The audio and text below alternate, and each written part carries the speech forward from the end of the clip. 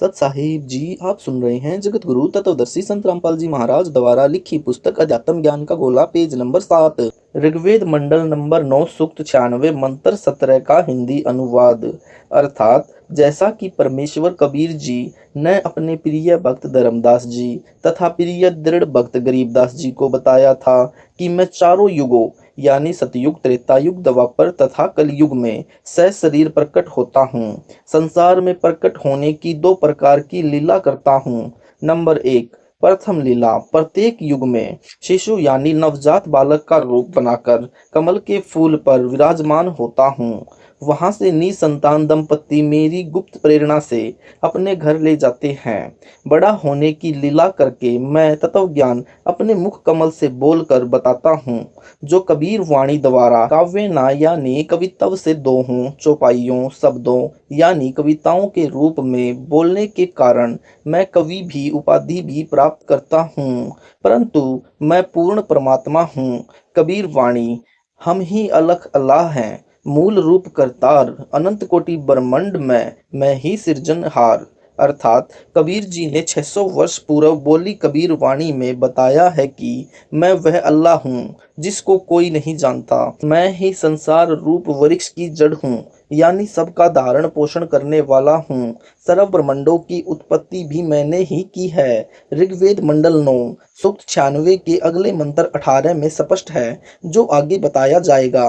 Number 2, दूसरी प्रकार की लीला, मैं यानी कबीर कभी भी किसी भी समय साधु वेश में प्रकट होकर अच्छी आत्माओं को मिलता हूँ, उनको सत्य आध्यात्मिक ज्ञान बताता हूँ। यानी जिन जिन को परमात्मा कलयुग में मिले हैं उनके नाम पूर्व में लिख दिए हैं। शिशु रूप में प्रकट होने के उपलक्ष्य में यह संदेश प्रकाशित किया जा रहा है। कबीर जी ने बताया है कि मैं चारों युगों में शिशु रूप वाली लीला करता हूँ। सतयुग में सत्सुकृत है तेरा, त्रेता नाम मुनिंदर मेरा, द्वापर में करुणा में कहाया, कलयुग नाम कबीर धराया। अर्थात कबीर जी ने बताया था कि सतयुग में मेरा नाम सत्सुकृत था, त्रेता युग में मुनिंदर नाम था, द्वापर में करुणा में था, कलयुग में मैंने अपना नाम कबीर धराया है। ऋग्वेद मंडल 9, सूक्त 96, मंत्र 17 में कहा है कि सरलार्थ परमेश्वर जानबूझकर यानी अपने सुनियोजित कार्यक्रम के अनुसार तत्व ज्ञान बताने के उद्देश्य से शिशु रूप में प्रकट होता है। उस बालक का तेज बहुत होता है, बड़ा होकर तत्व ज्ञान बताता है। उनके ज्ञान को सुनकर भक्तों का समूह उस परमात्मा का अनुयायी बन जाता है। उन भक्तगणों द्वारा परमात्मा की महिमा की जाती है। परमात्मा द्वारा बताया गया तत्व ज्ञान बुद्धिजीवी व्यक्तियों को समझ आता है, जो बहुत शुभकारक है। वह साधना शीघ्र लाभ देने वाली है। अमर परमात्मा कबीर देव तत्व ज्ञान कवित्व से यानी शब्दों, दोहों, चौपाइयों के रूप में पवित्र कबीर वाणी द्वारा यानी कबीर वाणी द्वारा अधिक ऊंची आवाज में गरज गरज कर बोलकर सुनाता हुआ लीला करता है। कहीं बीच बाजार या चौराहों पर खड़ा होकर गानों के रूप में गाने लग जाता है। आगे मंत्र 18 में कहा है कि इसी कारण से परमात्मा एक प्रसिद्ध कवि की पदवी प्राप्त करता है।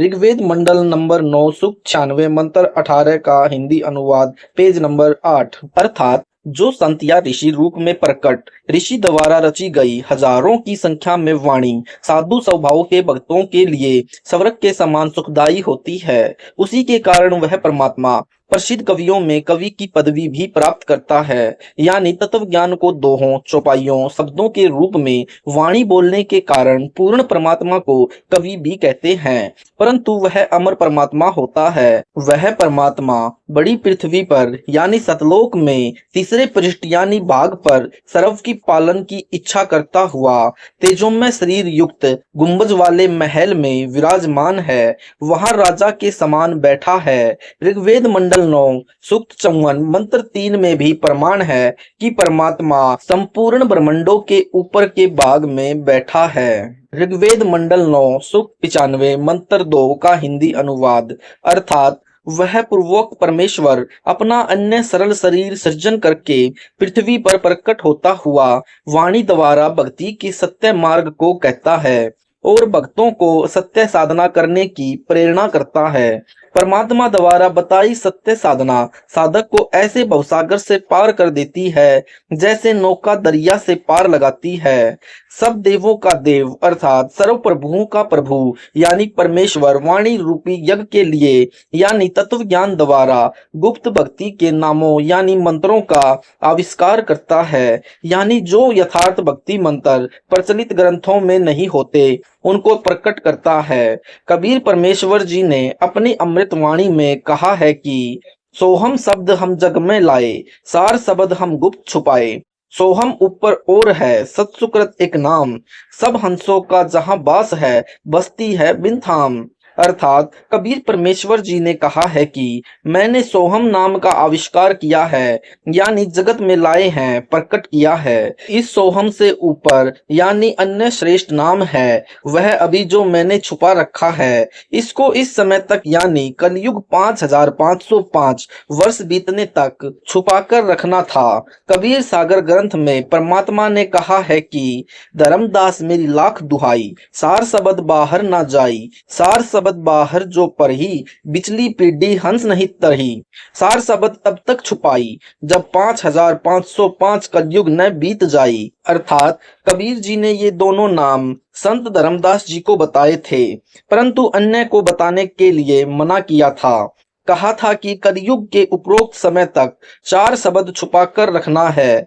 यदि ऐसा नहीं किया तो पिछली पीढ़ी यानी 1997 समय से जो सत्य भक्ति मार्ग चलना है ये जीव पार नहीं हो पाएंगे। उस समय यानी कलयुग के 5505 वर्ष पूरे होने पर एक महापुरुष इस चार शब्द को मेरे आदेश से उपदेशी को बताएगा। सारा संसार उस महापुरुष से दीक्षा लेगा। Page number 9। उस समय कलयुग में ही सतयुग की शुरुआत होगी। सर्व नर नारी शुद्ध आत्मा वाले, परमात्मा से डरने वाले, पाप त्याग कर पुण्य व परमार्थ करने वाले होंगे। सर्व धर्म व जाति एक मानव धर्म व जीव जाति रहेगी। यह प्रमाण पवित्र कबीर सागर ग्रंथ के अध्याय समसम वेद बोध के पृष्ठ नंबर 121 व 178 पर है। ऋग्वेद मंडल 9 सूक्त 94 मंत्र 1। इस मंत्र में कहा है कि परमात्मा तत्व ज्ञान से कवियों के समान आचरण करता हुआ विचरण करता हुआ सर्व की आत्मा को पवित्र करता है। ऋग्वेद मंडल 9 सूक्त 20 मंत्र 1 का हिंदी अनुवाद। अर्थात वेद ज्ञान दाता काल ब्रह्म से दूसरा कबीर देव यानी कबीर परमेश्वर श्रेष्ठ आत्माओं को भक्ति धन की प्राप्ति के लिए ज्ञान देता है। वह अविनाशी सबका रक्षक है, सहनशील है। सर्व तत्व ज्ञानहीनों को अध्यात्म ज्ञान गोष्ठी की स्पर्धा रूपी वाक युद्ध में तिरस्कृत करता है यानी अज्ञानियों को पराजित कर देता है। भावार्थ इस वेद में मंत्र में भी यही प्रमाण है कि कबीर देव अर्थात कबीर परमात्मा अच्छी आत्माओं को ज्ञान देता है, अज्ञानियों को तिरस्कृत करता है। वह काल पुरुष से अन्य है। अज्ञानियों को तिरस्कृत करने के प्रमाण में कथा शास्त्रार्थ में ऋषि सर्वानंद तथा परमेश्वर कबीर जी का। सर्वानंद नाम का एक महर्षि था। उसकी माता श्री शारदा देवी प्रारब्ध के पाप कर्म से पीड़ित थी। उसने सर्व पूजाएं व जंत्र मंत्र कष्ट निवारण के लिए वर्षों किए। शारीरिक पीड़ा निवारण के लिए वेदों से दवाई भी खाई परंतु कोई राहत नहीं मिली। उस समय के महर्षियों से उपदेश भी प्राप्त किया परंतु सर्व महर्षियों ने कहा कि बेटी शारदा, यह आपका पाप कर्म दंड प्रारब्ध का कर्म है, यह क्षमा नहीं हो सकता, यह भोगना ही पड़ता है। उदाहरण दिया कि भगवान श्री राम ने बाली का वध किया था। उस पाप कर्म का दंड श्री राम वाली आत्मा ने श्री कृष्ण बनकर भोगा। बाली वाली आत्मा शिकारी बनी जिसने श्री कृष्ण जी के पैर में विषाक्त तीर मारकर वध किया। इस प्रकार गुरु जी व मंतो व संतो ऋषियों के विचार सुनकर दुखी मन से भक्तमती शारदा अपना प्रारब्ध पाप कर्म का कष्ट रो रो कर भोग रही थी।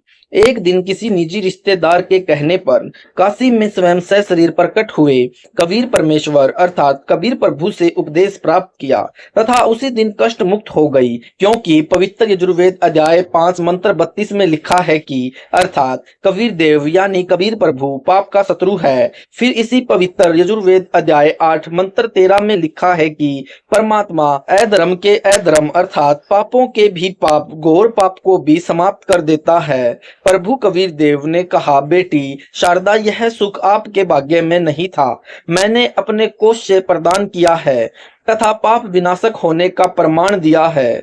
आपका पुत्र महर्षि सर्वानंद जी कहा करता है कि प्रभु पाप क्षमा नहीं कर सकता तथा आप मेरे से उपदेश प्राप्त करके आत्म कल्याण करो। भक्तमती शारदा जी ने स्वयं आए परमेश्वर कबीर प्रभु से उपदेश लेकर अपना कल्याण करवाया। महर्षि सर्वानंद जी, जो कि भक्तमती शारदा जी का पुत्र था, शास्त्रार्थ का बहुत चाव था। उसने अपने समकालीन सर्व विद्वानों को शास्त्रार्थ करके पराजित कर दिया। फिर सोचा कि जन जन को कहना पड़ता है कि मैंने सर्व विद्वानों पर विजय प्राप्त कर ली है, क्यों न अपनी माता जी से अपना नाम सर्वाजीत रखवा लूं। Page number 10। यह सोचकर अपनी माता श्रीमती शारदा जी के पास जाकर प्रार्थना की। कहा कि माता जी, मेरा नाम बदलकर सर्वाजीत रख दो। माता ने कहा कि बेटा, सर्वानंद क्या बुरा नाम है? महर्षि सर्वानंद जी ने कहा, माता जी, मैंने सर्व विद्वानों को शास्त्रार्थ में पराजित कर दिया है, इसलिए मेरा नाम सर्वाजीत रख दो। माता जी ने कहा कि बेटा, एक विद्वान मेरे गुरु महाराज कबीर देव को भी पराजित कर दे, फिर अपने पुत्र का नाम आते ही सर्वाजीत रख दूंगी। माता के ये वचन सुनकर श्री सर्वानंद पहले तो हंसा, फिर कहा, माता जी, आप भी बोली हो। वह जुलाहा यानी धानक कबीर तो अशिक्षित है, उसका क्या पराजित करना, अभी गया अभी आया। महर्षि सर्वानंद जी सर्व शास्त्रों को एक बैल पर रखकर उस मोहल्ले में गया जिसमें कबीर परमेश्वर जी की झोपड़ी थी। परमेश्वर कबीर जी की धर्म की बेटी कमाली कुएं पर मिली। वह जल निकाल रही थी। सर्वानंद को अचानक भयंकर प्यास लगी। उसने लड़की से कहा कि हे लड़की, शीघ्र पानी पिला, मेरे प्राण जाने वाले हैं। लड़की ने बाल्टी से पानी निकालकर सर्वानंद को पिलाया। उस समय जुलाहा कॉलोनी के व्यक्ति अपने अपने घर से देख रहे थे तथा विचार कर रहे थे, यह ब्राह्मण लगता है जो गलती से यहाँ आ गया है। प्यास शांत होने के बाद सर्वानंद ने इधर उधर देखा कि किसी ने मुझे जुलाहों के कुएं पर पानी पीते हुए देख तो नहीं लिया। देखा तो बहुत सारे स्त्री पुरुष देख रहे थे, हंस रहे थे। अपनी लाज रखने के उद्देश्य से पूछा कि हे लड़की, यह किस जाति वालों का कुआं है? कमाली ने कहा कि विप्र जी, जुलाहों की कॉलोनी में तो जुलाहों का ही कुआं होता है, ब्राह्मणों का नहीं होता। सर्वानंद ऊंची आवाज में बोला कि हे मूर्ख लड़की, पहले क्यों नहीं बताया कि यह शूद्रों का कूप है? मेरा धर्म भ्रष्ट कर दिया। लड़की कमाली ने कहा कि विप्र जी, तब आपकी जान जाने वाली थी, अब प्यास बुझ गई तो जाति याद आई है। सर्वानंद ने कहा कि हे लड़की, कबीर का घर कहाँ है, बताएगी? कमाली बोली, कबीर का घर शिखर में, जहां सलेली गैल, पांव न टिके पपील के, पंडित लादे बैल। भावार्थ, कमाली बहन ने बताया कि कबीर जी का वास्तविक घर सतलोक में है, वहां जाने का मार्ग फिसलना है, सत्य साधना करके उनके घर को प्राप्त किया जाता है, वहां तो चींटी भी नहीं जा सकती। आप तो बैल के ऊपर ग्रंथों को लादे फिर रहे हो जिनमें परमेश्वर प्राप्ति की विधि नहीं है। सर्वानंद ने कहा, लड़की सीधी बात कर, यहाँ कॉलोनी में बता कि वे कहाँ रहते हैं। कमाली बहन ने कहा कि हे विप्र जी, मेरे पीछे पीछे आ जाओ, मैं उन्हीं की बेटी हूँ। बहन कमाली ने अपने घर के द्वार पर आकर कहा, आओ महर्षि जी, यही है परमपिता कबीर जी का घर। श्री सर्वानंद जी ने लड़की कमाली से अपना लोटा पानी से इतना भरवाया कि यदि जरा सा जल और डाले तो बाहर निकल जाए, तथा कहा कि बेटी, यह लोटा धीरे धीरे ले जाकर कबीर को दे तथा जो उत्तर वह देवे वह मुझे बताना। लड़की कमाली द्वारा लाए लोटे में परमेश्वर कबीर जी ने एक कपड़े सीने वाली बड़ी सुई डाल दी।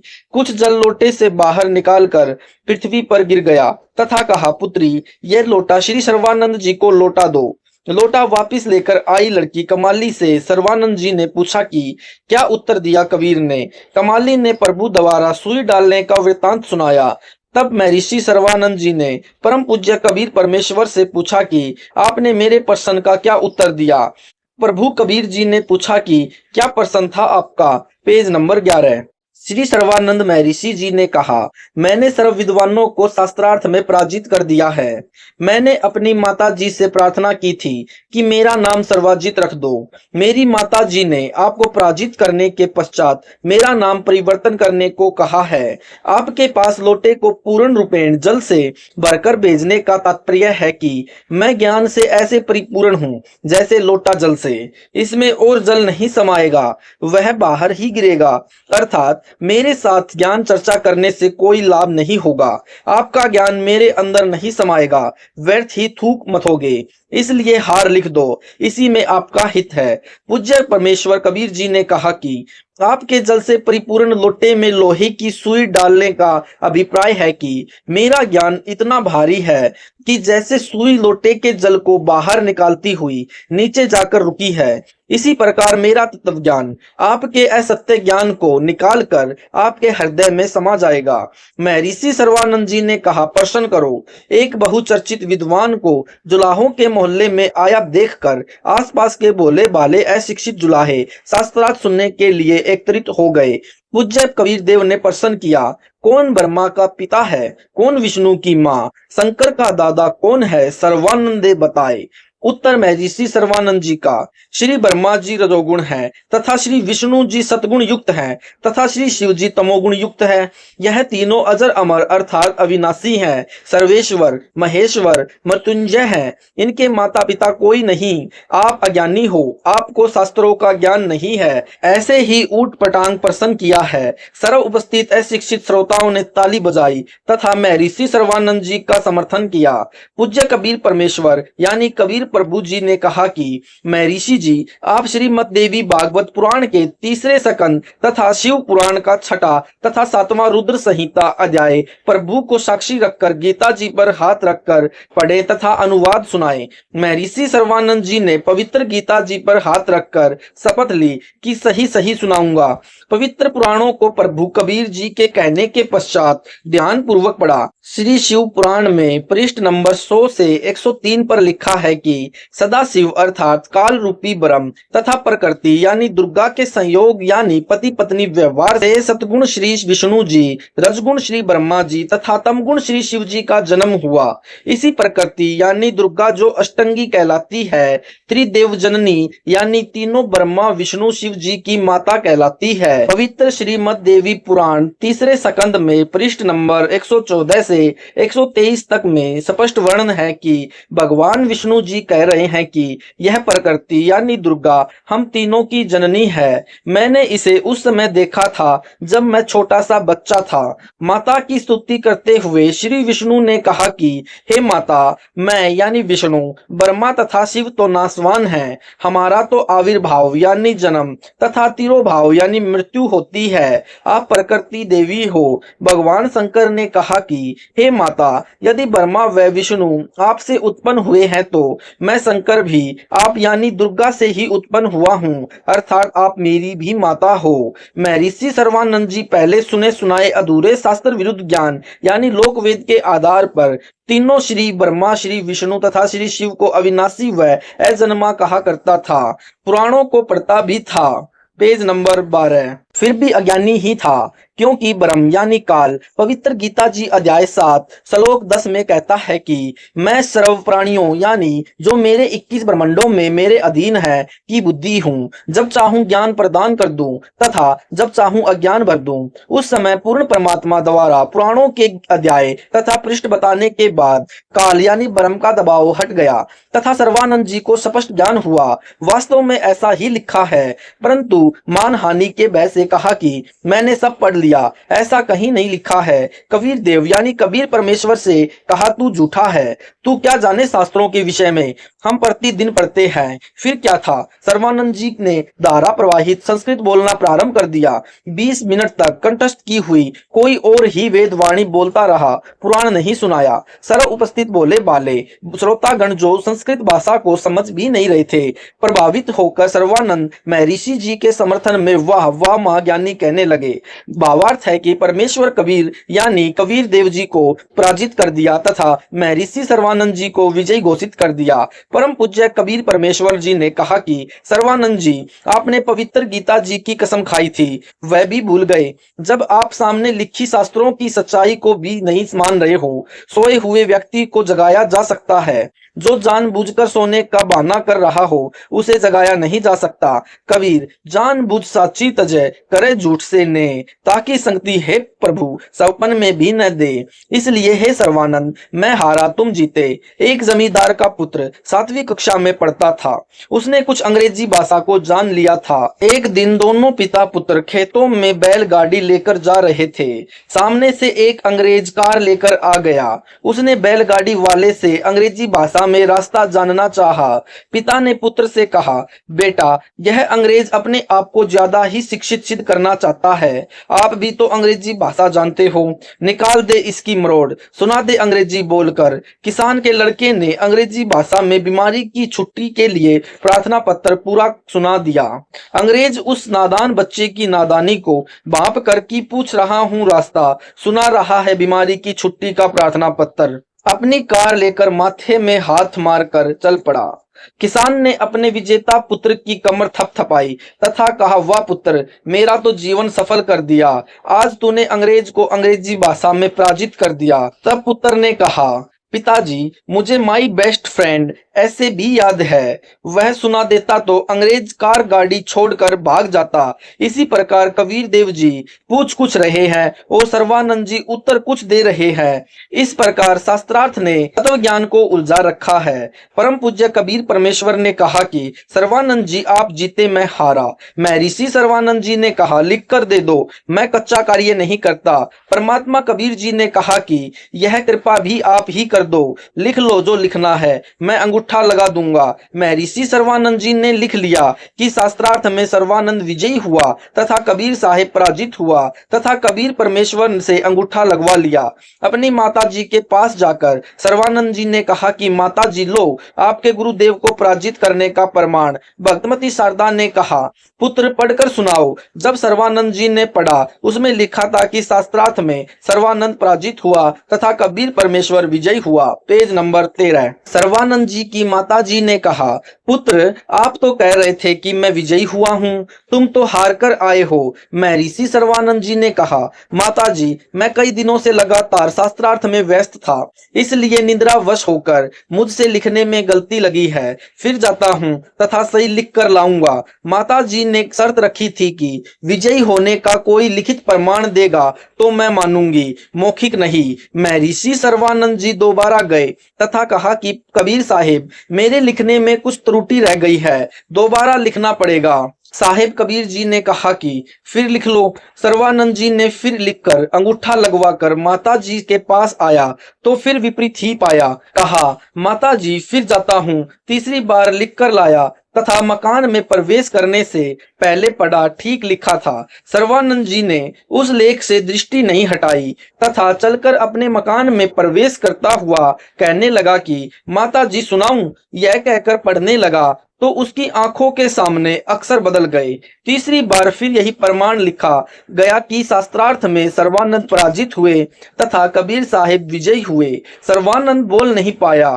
तब माता जी ने कहा, पुत्र बोलता क्यों नहीं, पढ़कर सुना क्या लिखा है। माता जानती थी कि नादान पुत्र पहाड़ से टकराने जा रहा है। माता जी ने सर्वानंद जी से कहा कि पुत्र परमेश्वर आए हैं, जाकर चरणों में गिरकर अपनी गलती की क्षमा याचना कर ले तथा उपदेश लेकर अपना जीवन सफल कर ले। सर्वानंद जी अपनी माता जी के चरणों में गिरकर रोने लगा तथा कहा, माता जी, यह तो स्वयं प्रभु आए हैं, आप मेरे साथ चलो, मुझे शर्म लगती है। सर्वानंद जी की माता अपने पुत्र को साथ लेकर प्रभु कबीर जी के पास गई तथा सर्वानंद जी को भी कबीर परमेश्वर से उपदेश दिलाया।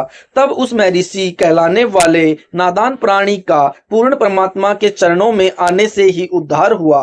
पूर्ण ब्रह्म कबीर परमेश्वर ने कहा, सर्वानंद, आपने अक्षर ज्ञान के आधार पर भी शास्त्रों को नहीं समझा, क्योंकि मेरी शरण में आए बिना ब्रह्म यानी काल किसी की बुद्धि को पूर्ण विकसित नहीं होने देता। अब फिर पढ़ो इन्हीं पवित्र वेदों व पवित्र गीता जी तथा पवित्र पुराणों को।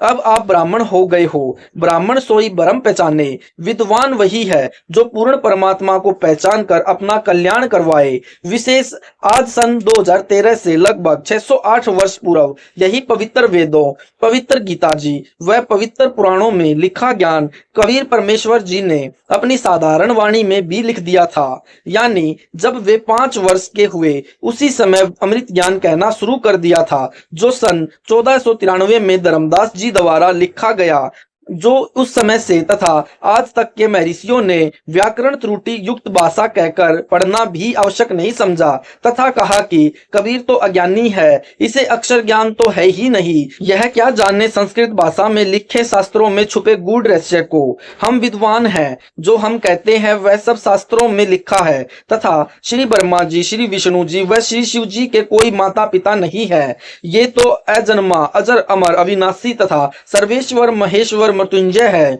सर्व सृष्टि रचनहार है, तीनों गुण युक्त है, आदि आदि व्याख्या ठोक कर अभी तक कहते रहे। आज वे ही पवित्र शास्त्र अपने पास हैं, जिनमें तीनों प्रभुओं यानी श्री ब्रह्मा जी रजगुण, श्री विष्णु जी सतगुण, श्री शिव जी तमगुण के माता पिता का स्पष्ट विवरण है। उस समय अपने पूर्वज अशिक्षित थे तथा शिक्षित वर्ग को शास्त्रों का पूर्ण ज्ञान नहीं था, फिर भी कबीर परमेश्वर के द्वारा बताए सत्य ज्ञान को जानबूझकर झुठला दिया कि कबीर झूठ कह रहा है। किसी शास्त्र में नहीं लिखा है कि श्री ब्रह्मा जी, श्री विष्णु जी व श्री शिव जी के कोई माता पिता हैं। सत साहेब जी, यह वीडियो आपको अच्छा लगा तो वीडियो को लाइक करें, ज्यादा से ज्यादा शेयर करें। अगर आप हमारे चैनल पर नए हैं तो हमारे चैनल को सब्सक्राइब जरूर करें। सत साहेब जी।